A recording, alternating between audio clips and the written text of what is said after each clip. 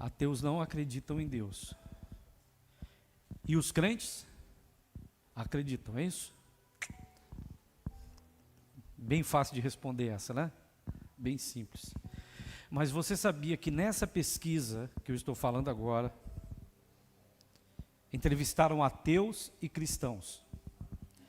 Os ateus sabiam muito mais a respeito das coisas de Deus do que os cristãos?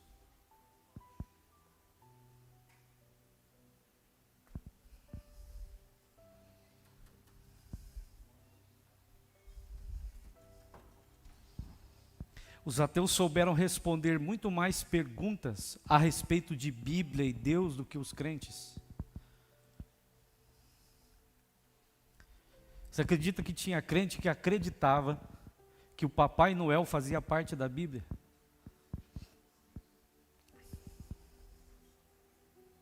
Que aquela rena do nariz vermelho era um dos animais que estavam lá entre os animais dos pastores, quando eles viram a estrela no céu? É louco, mas é verdade.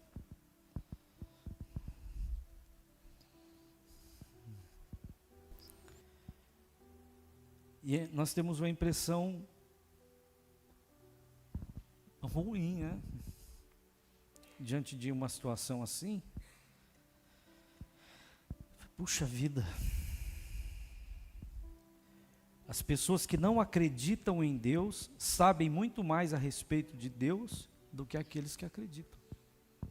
Sabem mais coisas de Bíblia, de Deus, do que os cristãos.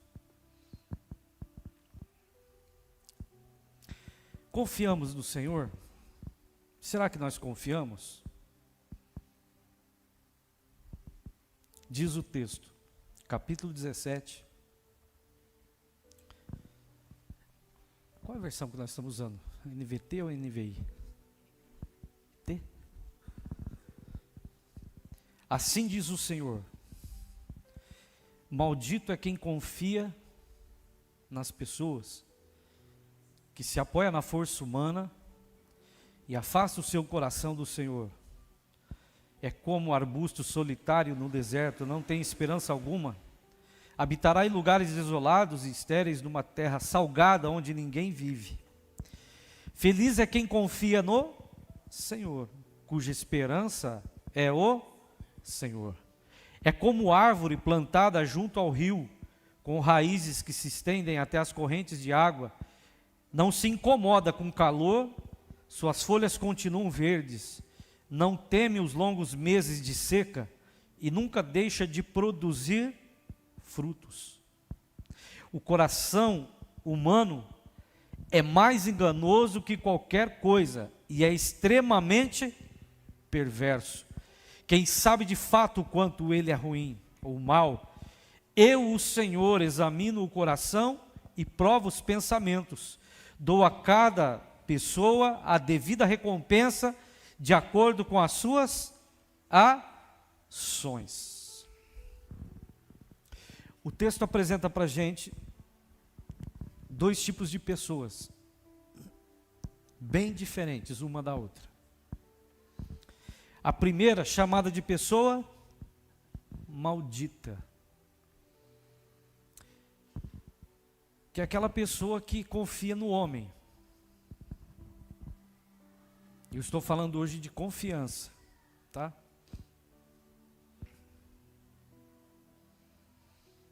Que confia em si mesmo, em sua capacidade. E a outra, chamada de pessoa bendita.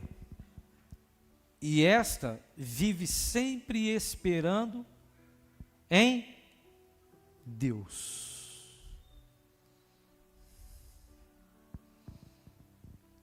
Confiamos em Deus, sim ou não?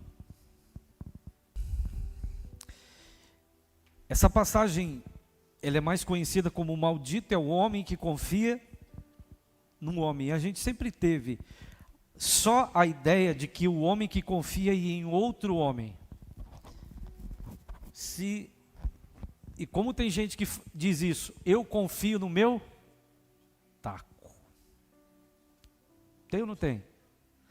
Confio na minha capacidade. Confio no meu currículo. confio em minhas qualidades, qualificações. Quando eu perguntei, você confia em Deus? E eu disse, certamente, para você provar que você confia, você vai fazer o quê? Jogar para fora as suas características, né? Confio porque isto, porque aquilo, porque ele outro, porque aquilo outro, aquilo outro, aquilo outro, aquilo outro. Geralmente é assim que a gente reage. Mas esse tipo de gente é chamada por Deus de maldita.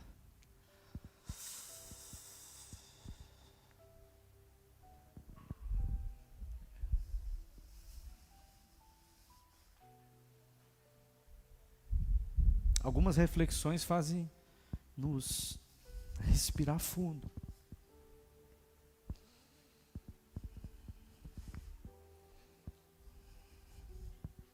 Quem aqui teria coragem, se chegasse diante de Deus e Ele dissesse, me diga o porquê você merece entrar, atravessar os portões do reino, o que você diria para Ele? Se você tivesse essa oportunidade, diante dos portões do reino, pastor Sebastião, e ele lhe perguntasse, o que te faz? Que garantias, né? Aí quando eu pergunto assim, você começa a refletir que a sua salvação, a sua vida, toda ela depende de quem mesmo? De Deus, não é isso? Você entendeu bem o que o texto disse ali? Que toda pessoa que confia em si mesmo, que confia no homem, ela como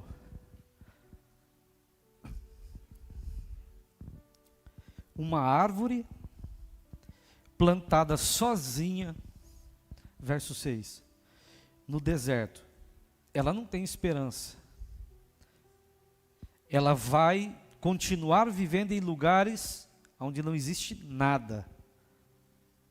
Onde nada vive. Isso é o que diz o verso 6. Para quem gosta muito de profecia, e ama profecia, eu amo profecia, Jeremias está profetizando nessa noite para a nossa vida aqui. Ele está revelando algo do coração de Deus para a nossa vida.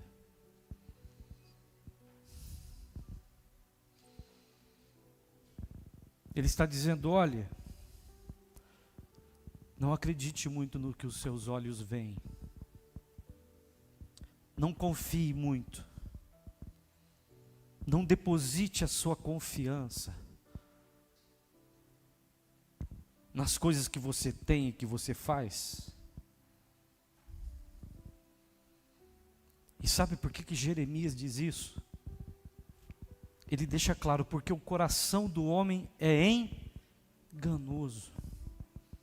Talvez a minha intenção momentânea seja honesta e boa, mas o que realmente está por trás das nossas atitudes, muitas vezes não ficam reveladas.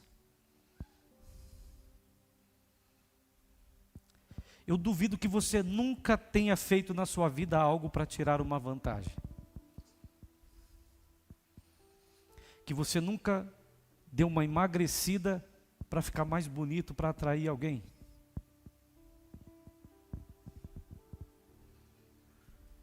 Começou, hein? Que nunca usou um perfume diferente para fazer uma graça. Que nunca usou um texto bíblico persuasivo. Porque a nossa imaginação é fantástica. Jeremias começa a revelar algo aqui para nós profundo. Quem aqui já se enganou consigo? Você achou que você era Maria, mas você era João. Você imaginou que você era João, mas você era Maria. Desculpa o eufemismo, mas agora foi, né? Será que vai dar algoritmo? Essa não vai, né? Não falei a fundo. Quem aqui nunca se enganou a respeito de si? E que disse, farei e não fiz. Mudarei e não mudou. Né, Jeremias? Aquele tipo de gente, né, Roberto, que no culto da virada, Senhor, eu vou ser crente esse ano. Eu vou ler a Bíblia 500 vezes esse ano. Eu vou ajudar a pastora Neuza na tarde da bênção. Eu vou abrir e fechar a igreja. No primeiro revés, olha a revelação que o profeta traz ao nosso coração. Você confia em Deus? Confio. Confio. Será que nós confiamos mesmo? Porque maldito é aquele que confia em si mesmo.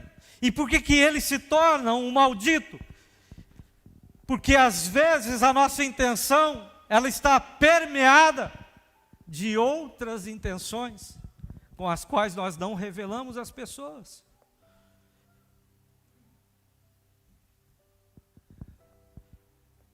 Tem coisas a respeito da minha vida e da sua vida que você só deixa a pessoa saber quando for importante, quando for necessário. Tem gente que morre com segredos que deveria ter revelado, porque ele está levando uma vantagem ao escondê-lo, ao ocultá-lo.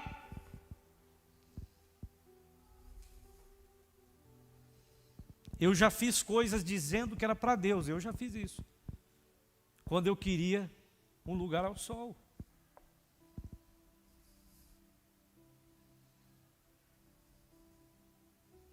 Enganoso é o coração. E o profeta vai fundo. E ele continua revelando. Porque nós imaginamos que nós nos conhecemos.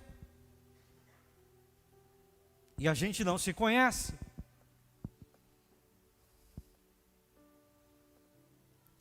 E ele diz o seguinte: eu, o Senhor, examino o coração e provo os pensamentos, que é o verso de número 10. Coloca para nós aqui, meu irmão. Verso 10. Eu, o Senhor, examino o coração e provo os pensamentos, e eu dou para cada pessoa a recompensa de acordo com as suas. Então, às vezes, em nossas orações, em nossas petições, em nossa vida com Deus, aquilo parece algo que é para Deus, e Deus sabe se é para Ele ou não.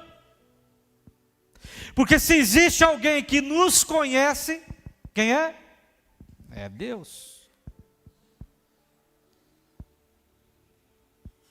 Então não seja louco de achar, eu me conheço. Eu me garanto. Se for comigo, eu faço acontecer. Você não conhece nada, eu não conheço nada. Só Deus me conhece. E Ele sabe quem eu sou. Jamais tome como referência para argumentar se eu confio ou se você confia ou não em Deus, as coisas que você fez ou faz.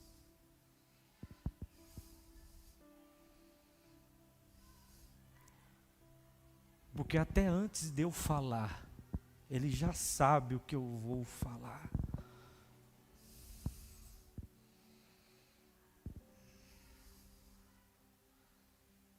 Não tem nada a ver conosco, com a nossa vida.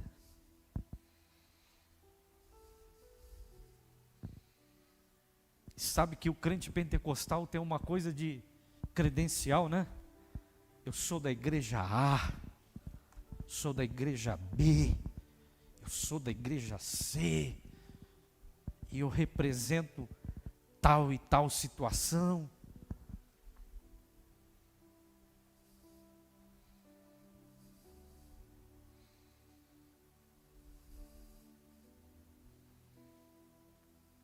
Será que nós confiamos em Deus? Será?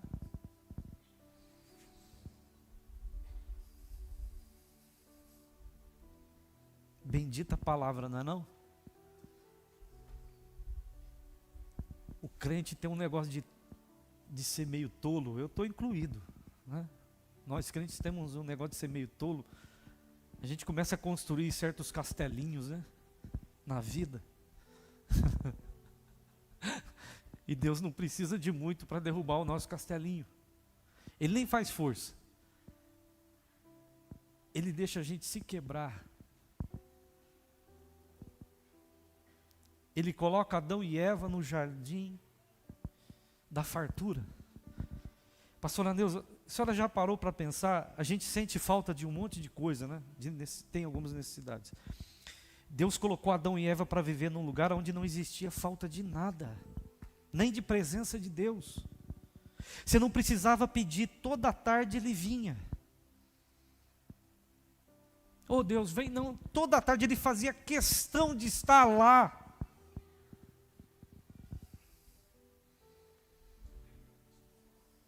Mas alguém imaginou que o seu castelo era um pouco melhor porque alguém inundou a mente e disse: olha, vocês podem se tornarem melhores do que ele. E essa é uma tentação muito boa, você não ter que responder a alguém, ser controlado, dominado, dirigido. Porque eu quero confiar, mas quando eu passo a confiar em alguém e essa pessoa tem que começar a se meter na minha vida para que ela possa confiar nela, isso complica um pouco. Daí eles descobriram que o mundo não tinha nada a ver com eles. Aliás, eles só trouxeram problemas, né?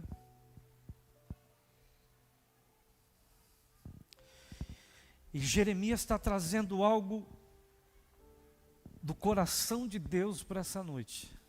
Para a sua vida, para a minha vida, para a nossa vida. Deus sabe exatamente o que está no meu coração e no coração de cada um de nós aqui nessa noite. Você pode tentar esconder de quem você está escondendo aí, esse trocinho aí que você esconde, que já apodreceu dentro, fedeu, porque tem coisa que a gente esconde que fede. Lembra daquela ministração que eu fiz dos quartinhos?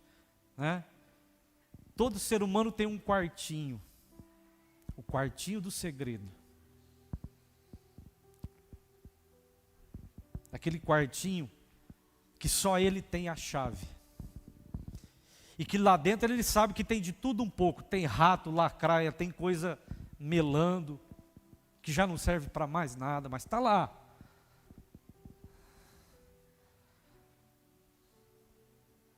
E que você esconde e acha que ninguém sabe. Deus sabe. Ele sabe.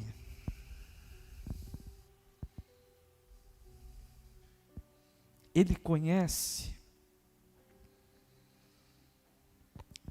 Deus sabe coisas ao seu respeito e ao meu que nem eu e você sabemos.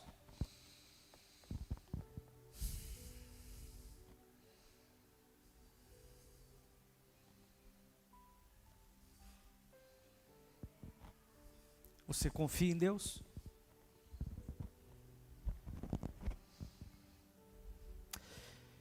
Eu gosto muito de gente que usa da Bíblia só das partes boas, né? Vão contar a história de Moisés, só conta a parte boa da história do Moisés. Não conta que ele foi assassino, não conta que ele fugiu da presença de Deus. Já viu gente que prega assim? Que ele parece que tem coisa na Bíblia que ele riscou, ele escondeu. Que o Davi deu uma atropelada na vida dele e se tornou um adúltero. Só conta que ele foi o rei, que venceu o gigante. Aí quando eu ouço a palavra de Deus só nesse sentido, eu perco a noção da realidade, do que é evangelho. Eu confio em Deus. E essa expressão é muito gostosa, não é, irmão Leandro? Não é mesmo? É maravilhosa.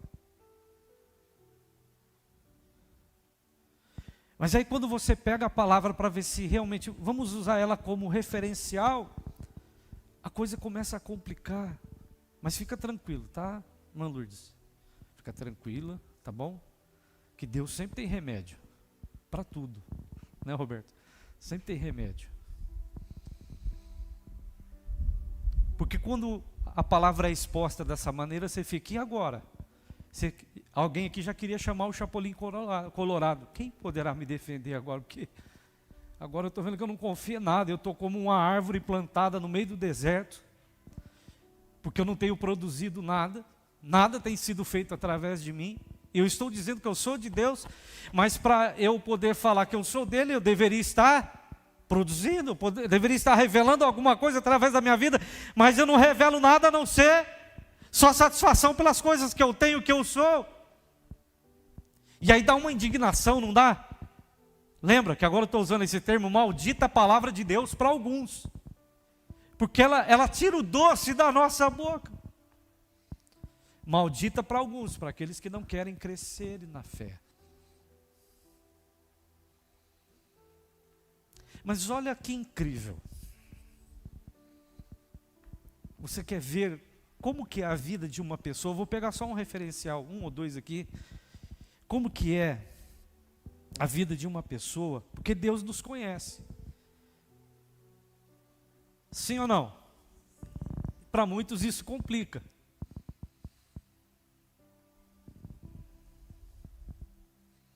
Porque você imaginou que o seu quartinho de segredos estava guardado a sete chaves? E Deus sabe tudo que está lá dentro? Misericórdia. E se a vida de uma pessoa for assim, o resultado de que ele está vivendo, pega aí a sua Bíblia. Eu gostaria que você pegasse ela, se você tivesse ela aí agora, ou tem ela. Pode ser eletrônica, pode. Pode compartilhar também. Não precisa nem expor aqui agora. Na sua versão aí, pega a sua Bíblia, eletrônica ou de papel, seja lá como ela estiver disposta aí na sua mão. Capítulo de número 16.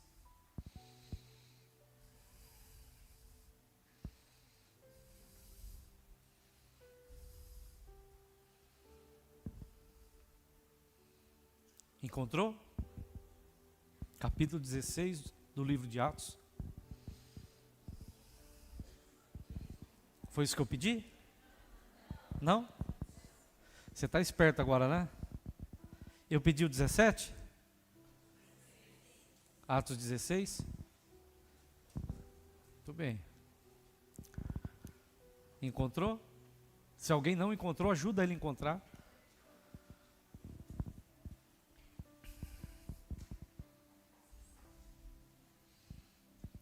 Capítulo 16 do livro que ainda não foi terminado. Esse livro ainda não foi concluído. Ele conta a história da igreja. É o único livro da Bíblia que ainda não tem o amém, né? Isso é poderoso, meu irmão. Capítulo 16, eu pedi o verso de número 16? Não? Tem certeza? É o versículo de número 22. Logo, uma multidão revoltada se juntou contra Paulo e os magistrados ordenaram que os dois fossem despidos e levassem uma surra daquelas, fossem açoitados severamente. Depois deles terem severamente sido açoitados, foram colocados na prisão e o carcereiro recebeu ordens para não deixá-los escapar. E por isso Ele não colocou numa parte mais externa da cadeia. Ele colocou nas profundezas da prisão. Estou no verso 24. E além de estarem presos nos lugares mais profundos de uma cadeia, ainda lhes amarraram os pés e as mãos. É isso que está escrito aí? Prenderam-lhes os pés no tronco. E por volta da meia-noite, Paulo e Silas reclamavam e murmuravam. E diziam que Deus os havia abandonado. E com o coração aos gritos, esperneavam e diziam: Deus me abandonou, Deus me largou, Deus me deixou. Aonde está Deus? É isso que está escrito aí? Não. Por volta da meia-noite, eles faziam o quê? Oravam e adoravam ao... E os presos ouviam que esses dois homens eram pessoas que confiavam em... Aí você está querendo descobrir o que será que eles cantavam, o que será que eles oravam. Porque na tua cabeça foi a oração e a música que eles fizeram, que fizeram com que as cadeias se... Não foi. Só quem confia em Deus ora e canta como eles oravam e cantavam. Quem está em luta e dificuldade só quer música melosa, é música de evangélica de corno. O Senhor me abandonou e me deixou. Estou sozinho nesse mundo tão terrível. Música de corno evangélica, tem. Abandonado por Deus, deixado por Deus, não é? Sofrência evangélica, é ou não é? Aquela irmã que canta as músicas que tocam o meu coração, como um vaso quebrado eu estou, seco, sem unção e perdido. Paulo e Silas oravam e cantavam, presos injustamente. Vai colocando na conta aí. Numa armação.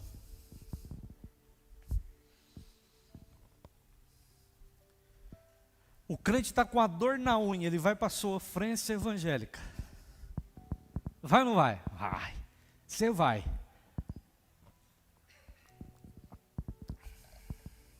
Como que a gente sabe se uma pessoa confia ou não em Deus? Pelo comportamento.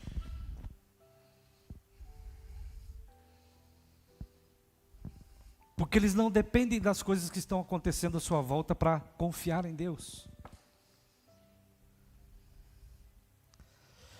Primeira coisa que crente que está na sofrência faz quando ele está debaixo de luta: estou sem forças. Eu estava falando na reunião que nós estávamos reunidos,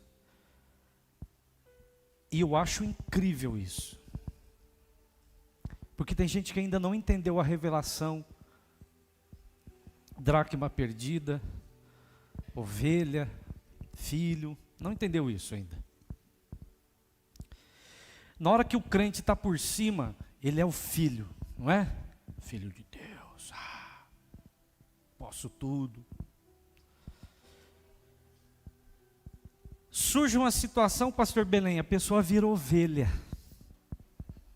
Ele volta a virar ovelha.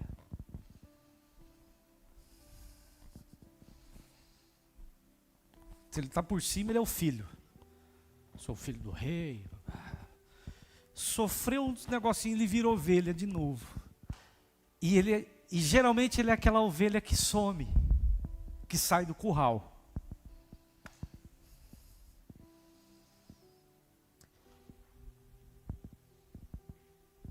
Uma pessoa que confia em Deus,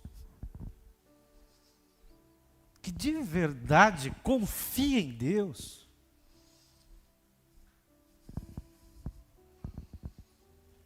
você vai descobrir se ela confia ou não pelo comportamento dela.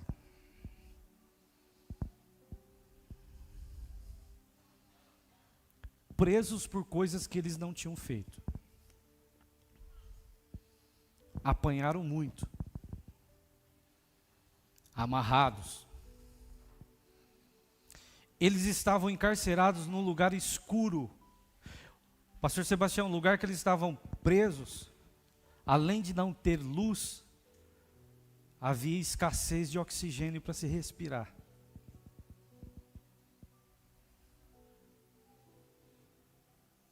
Eles estavam encarcerados nos lugares internos.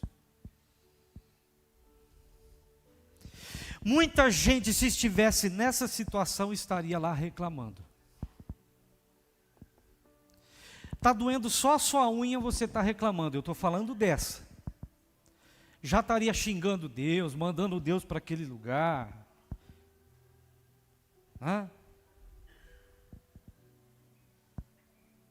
Mas os dois, ao invés de reclamarem, o que eles faziam? Adoravam e falavam com Deus. Dá para acreditar nisso? Sim ou não? Dá para acreditar que alguém que estava numa situação dessa estava lá cantando, adorando? Como que é o comportamento de uma pessoa que confia em Deus? O comportamento de uma pessoa que confia em Deus não se adequa ao momento. Estou sofrendo, fico com cara de sofrimento. Estou passando uma luta, fico com a cara de luta. Eu não sei como que é cara de luta e sofrimento. Eu estou tentando aqui representar, não sou artista.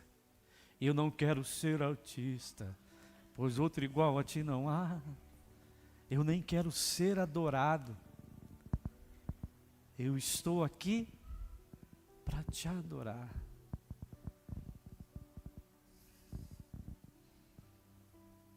Você já encontrou com um crente assim? Confia em Deus, aí ele está na luta. Ele vem com aquela, estou numa luta. Está tão difícil para mim.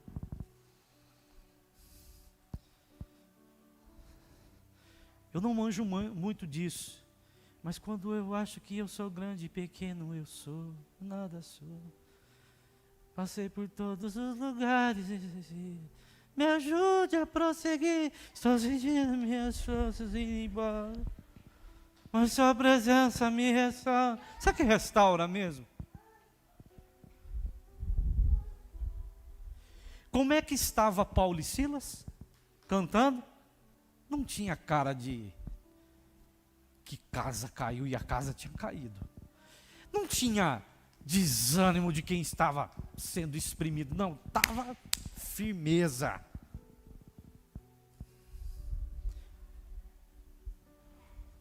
Por quê? Porque esse tipo de coisa não combina com quem crê em Deus. Não combina com quem confia em Deus. Não pode ser a realidade de alguém que confia no Senhor. Não pode.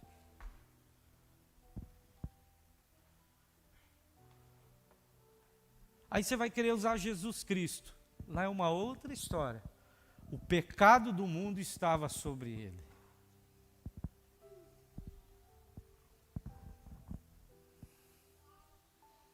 E as pessoas diziam, pobre coitado, não era ele. Ah, vida, que azar meu. Não. Quem se lembra do profeta Abacuque? Lembra dele? O que o Abacuque disse? Que a figueira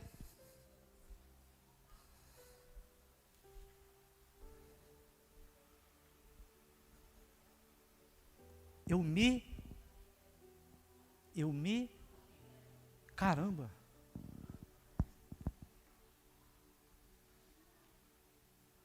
Eu me alegrarei no Senhor, Deus da minha salvação.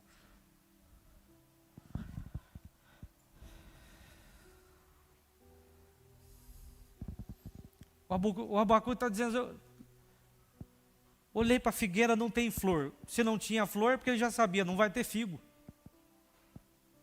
Não é isso? Ainda que a figueira não floresça, eu olhei para ela, não tinha flor, era época de ter flor, não tinha. Vejo flor, então não vai ter figo. Sabe o que Abacuque estava dizendo? Mesmo assim, eu não estou muito preocupado não, Senhor. Estou tranquilo. Porque eu confio em Ti. O Senhor é o Deus da minha salvação. É o Senhor quem sabe quais serão os meus dias e como serão os meus dias. Quem confia em Deus está plantado onde mesmo?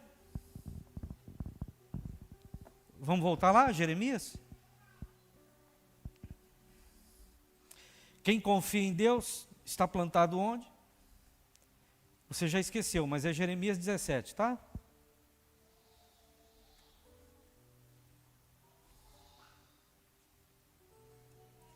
Quem confia em Deus, feliz é quem confia no Senhor, e que a sua esperança é o Senhor, verso 7. Porque ele é como uma árvore plantada junto do rio, com raízes que se estendem até as correntes de água. Ele não se incomoda com calor, e as suas folhas continuam verdes. Ele não teme os longos meses de seca, porque como as suas raízes estão firmadas em quem? Em Deus, então ele não tem problema nenhum. Você confia em Deus? Então por que anda tão cabisbaixo? Tão murcho? Por que você anda tão devagar então? As lutas, pastor. Bom, se são por causa das lutas é porque você está confiando na sua capacidade, não em Deus.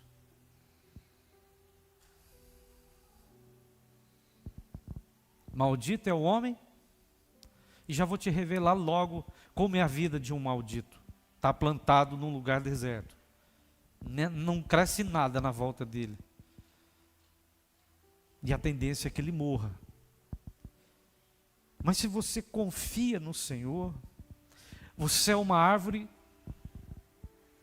que está plantada perto de um rio. E essa figura de linguagem é gloriosa. Deus tem um negócio com o rio.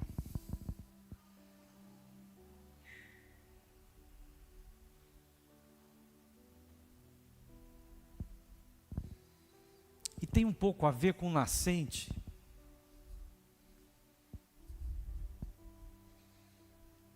E o dia que nascerem esses rios dentro de você, água viva brotará e nada mais vai morrer em sua vida. Então você veio aqui para o culto da comunhão para se assentar à mesa e trouxe não vestes de alegria hoje. E você veio vestido com vestes de tristeza, porque até agora você tem confiado só em si.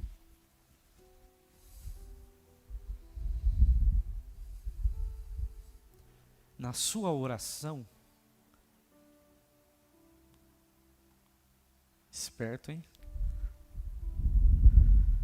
Vou te dar um abono salarial por essa. Eu entendi a mensagem.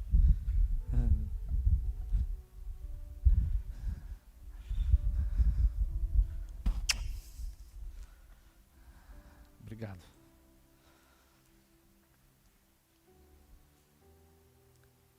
Mas o Senhor tem vestes de louvor para você aqui nessa noite.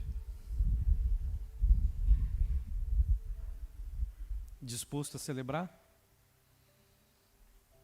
Que você confia no Senhor, não confia? Pastoreador, se esquece. Pastor, mas eu estou como terra seca. Tem alguém do teu lado aí que está plantado junto ao rio. Abençoe a vida dessa pessoa que está do seu lado, que está seco, está para baixo, está quebradão. Abençoe ele aí. Vamos colocar em pé. Porque quem está plantado junto ao rio produz fruto. É ou não é? Glória a Deus. A bênção do Senhor está onde? Está mais perto do que você imagina. Tem gente que acha que está lá no céu. Você só se esqueceu de entender que o céu é aqui também. Porque se o Espírito está, Deus está. E se Deus está, esse lugar é o céu, é o lugar da presença de Deus. Feche seus olhos.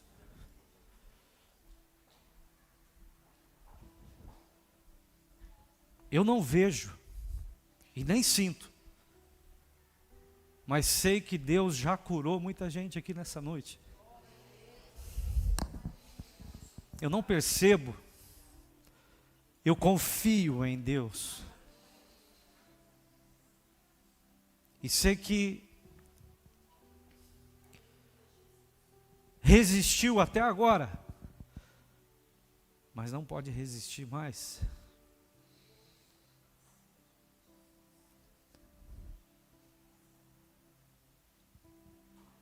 Jeremias revela algo do coração de Deus para a nossa vida aqui nessa noite.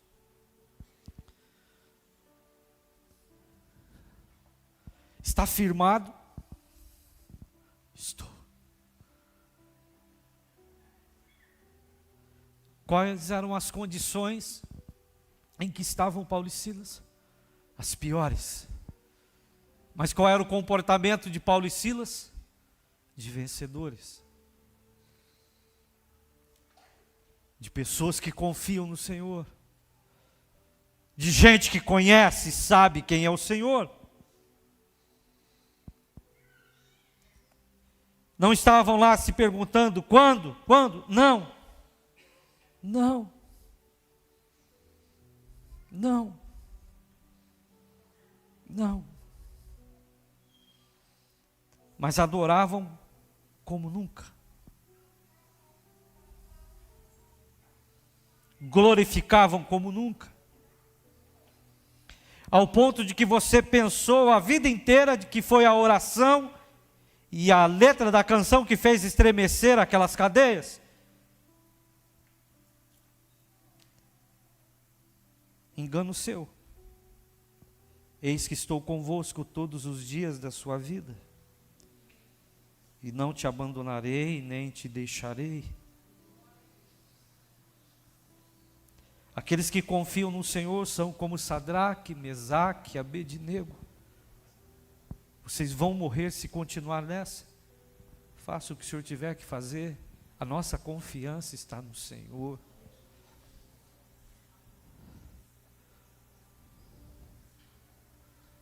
Nosso coração está nele. Sempre nele. Tenho certeza que há um lugar em tua presença.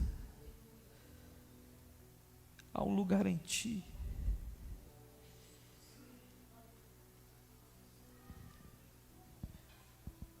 Que há algo em ti.